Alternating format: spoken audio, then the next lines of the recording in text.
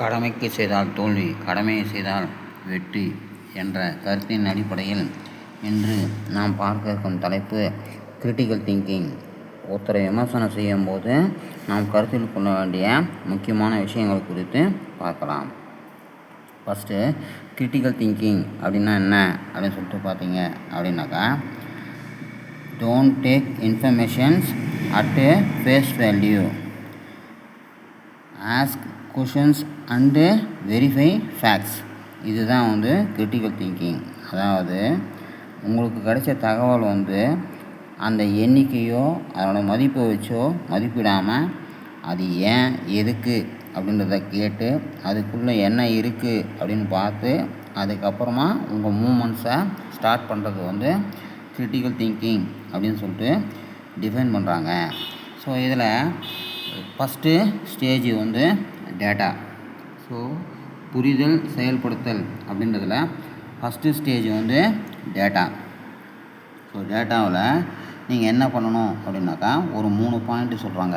என்ன அப்படின்னாக்கா, வின்னிங் ட்ராஜடி starts with a clear purpose.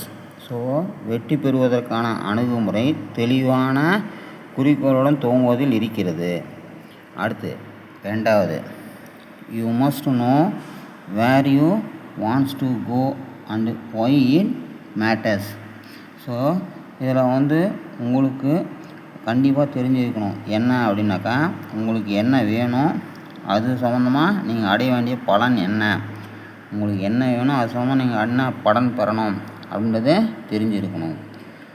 கடைசியாக அதில் ஃபஸ்ட்டு டேட்டா கலெக்ஷனில் மூணாவதாக என்ன சொல்கிறாங்க அப்படின்னாக்கா, strong visions given directions to every action and decision அப்படின்னு சொல்லிட்டு சொல்கிறாங்க. ஸோ இதில் என்ன அப்படின்னு சொல்லிட்டு பார்த்தீங்கன்னாக்கா, உறுதியான முடிவு, உறுதியான கண்ணோட்டம். உறுதியான கண்ணோட்டம் எப்படி இருக்கணும் அப்படின்னாக்கா, நீங்கள் எந்த பக்கம் போகிறீங்க, ஸோ உங்கள் செயல்பாடுகள் எப்படி இருக்கணும், உங்கள் முடிவு எப்படி இருக்கணும் அப்படின்றதெல்லாம் தெளிவாக இருக்கணும். இந்த 3 விஷயம் கரெக்டாக இருந்ததுன்னா நீங்கள் கிரிட்டிக்கல் திங்கிங்கில் அடுத்த ஸ்டேஜுக்கு போகலாம். இப்போது அடுத்த ஸ்டேஜ் அப்படின்றது இன்ஃபர்மேஷன்ஸ். இப்போது இன்ஃபர்மேஷன்ஸில் நம்ம 2 விஷயத்தை குறிப்பாக ஞாபகம் வச்சுக்கணும். என்ன விஷயம் அப்படின்னு சொல்லிட்டு பார்த்தீங்கன்னாக்கா, விஷயம் தெரிஞ்சவங்க விஷயம் தெரியாதவங்க ஒருத்தர் சந்திக்கும்போது அங்கே கம்மியான திருப்தி வெளியே தெரியும், ஆனால் அதிகமான திருப்திக்கு நடக்கிற மாதிரி தவறுகள் உள்ளே நடக்கும். ஸோ இது இந்த சமுதாயத்தோட ஒரு சாபக்கேடாக இருக்குது. என்ன அப்படின்னு சொல்லிட்டு பார்த்தீங்கன்னா, சந்திக்கும்போது விஷ் பண்ணி சிரித்து பேசுகிற மாதிரியே இருக்கும், ஆனால் அப்புறம் பெனிஃபிட்ஸ் அப்படின்னு வரும்போது பார்த்தீங்கன்னாக்கா, அதில் நிறைய நியூசன்ஸும் ஒரு மாதிரி ஃபன்னியாகவும் இருக்கும். ஸோ அதை எப்படி ஹேண்டில் பண்ணணும் அப்படின்றத ஃபஸ்ட்டு நீங்கள் கற்றுக்க முயற்சி செய்யுங்க. ஸோ இதில் என்ன பண்ணணும் அப்படின்னாக்கா, அந்த திருப்தி லோ திருப்தின்றது ஹை திருப்தி வர மாதிரி உங்கள் அட்மாஸ்பியரை கொண்டு வாங்க. ஒன்று. சரி, இதுக்கு ரெண்டாவதாக உங்களை நீங்கள் ப்ரிப்பேர் பண்ணணும். என்ன ப்ரிப்பேர் பண்ணணும் அப்படின்னாக்கா, டு மீ, முதல்ல அது உங்களுக்கானது. ஸோ நீங்கள் என்ன செய்கிறீங்களோ அது உங்களுக்கானது அப்படின்னு வச்சு அதில் உங்களுடைய ரியாக்ஷன்ஸ் எப்படி இருக்கும் அப்படின்னு நீங்கள் யோசித்த பின்னாடி அதுக்கப்புறமா அதில் ரெஸ்பான்சிபிலிட்டி கலங்க. முதல்ல உங்களுக்கு ஓகேவான்னு பாருங்கள். ஓகேன்னா அதில் ரெஸ்பான்சிபிலிட்டி கலந்தீங்கனாக்கா ஆட்டோமேட்டிக்காக அது என்ன ஆகிடும், உங்களால் அது நடக்கும். பை மீ, என்னால் அப்படின்ற ஒரு ஸ்டெப்புக்கு அது கொண்டு வரும்.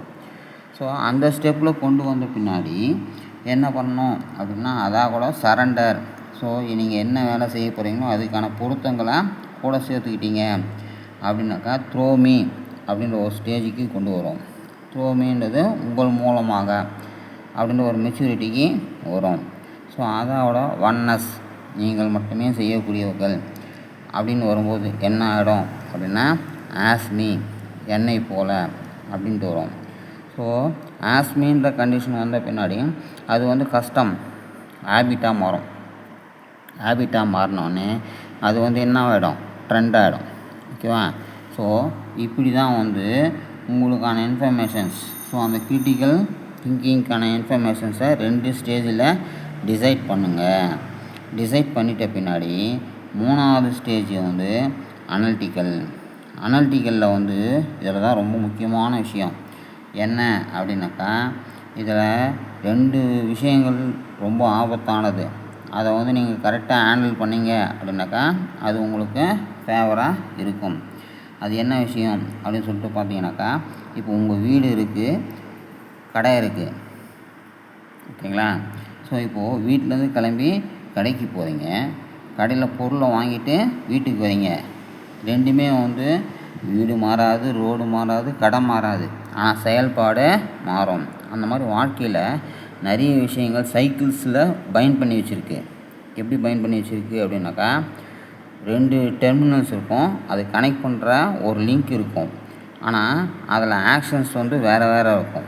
ஸோ அதை வந்து நம்ம கேர்ஃபுல்லாக, ஸோ கடைக்கு போகிறோமா இல்லை வாங்கிட்டு வரோமா அப்படின்றதுல தெளிவு இருக்கணும். ஸோ அந்த தெளிவு இருந்தது தான் அந்த செயல்பாடு மேட்சாக இருக்கும். ஓகேவா? இப்போ அதில் என்னென்ன அப்படின்னு நான் சொல்கிறேன் பாருங்கள். குட் ஹெல்த் அண்ட் வெல்பீயிங், அதுவும் ஃப்ரீ டைமும், இது 2ம் வந்து என்ன அப்படின்னாக்கா, ஒன்று கடை, ஒன்று வீடு. ஸோ நீங்கள் யூஸ் பண்ணும்போது நீங்கள் எந்த பக்கம் போகிறீங்க அப்படின்றதுல தெளிவாக இருக்கணும். குட் ஹெல்த் அண்ட் வெல்த் பீயிங்கிறது நல்லா இருக்கும்போது நார்மலாக இருப்போம், ஃப்ரீ டைம்ன்றது எதுவும் இல்லாத போது சும்மா இருப்போம். இது 2த்தில் எது நியூசன்ஸ் ஆனாலும் என்ன ஆகும், டிஸ்டர்ப் ஆகும். ஸோ அப்போது இதில் நீங்கள் செய்கிற வேலைகளில் இது வந்து ஃப்ரம் டு டூவா இல்லை டூ டு ஃப்ரம்மா அப்படின்றது நீங்கள் கரெக்டாக பார்த்தீங்கன்னா அந்த பேலன்ஸ் கெடாமல் இருக்கும். ஓகேங்களா? அடுத்து அதுலேயே 2வது ஸ்டெப்பு என்ன அப்படின்னாக்கா, செல்ஃப் டிசிப்ளினும் ரெசிலன்ஸும், இது 2ம் அதே மாதிரி வீடு கடை, நடுவில் நீங்கள் செய்கிற செயல்பாடு வந்து ரோடு. ஓகேவா? செல்ஃப் டிசிப்ளின் அப்படின்றது உங்களால் மட்டுமே ஹேண்டில் பண்ணக்கூடிய ஒன்று, ஆனால் ரெசிலன்ஸ் அப்படின்றது ஒரு செயல்பாட்டுக்கான ஒரு கட்டமைப்பு. அது நீங்களும் பண்ணலாம், யார் வேணாலும் பண்ணலாம். ஓகேவா? ஸோ இது என்ன அப்படின்னா, அந்த ரோட்டில் நீங்கள் போகிறீங்களா இல்லை ரிட்டன் வரீங்களா அப்படின்றத பொறுத்து ஆக்டிவிட்டீஸ் மாறும். அதில் நீங்கள் கரெக்டாக ப்ராக்டிஸு பண்ணால் மட்டுமே உங்களால் என்ன பண்ண முடியும், அதை கரெக்டாக மேனேஜ் பண்ண முடியும். ஸோ அடுத்தபடியாக பார்த்தீங்கன்னாக்கா, கிரிட்டிசிசம் அண்டு ரிஜெக்ஷன்.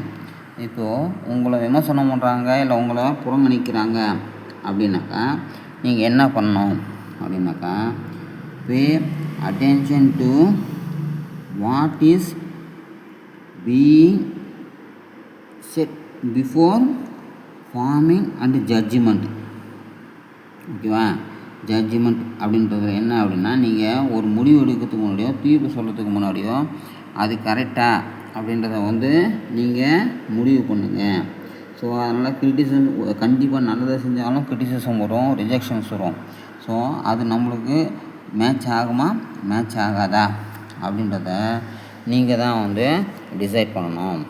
அடுத்தபடியாக வந்து பார்த்தீங்கன்னாக்கா, கடைசி ஒன் வந்து விஷு, அவுட்கம்மு, அப்டக்கிள். ஸோ இதை வந்து நீங்கள் வந்து கண்டிப்பாக இந்த அவுட்புட்டில் கரெக்டாக கற்றுக்கிட்டீங்க அப்படின்னா 3வது ஸ்டேஜ் கம்ப்ளீட்டட்.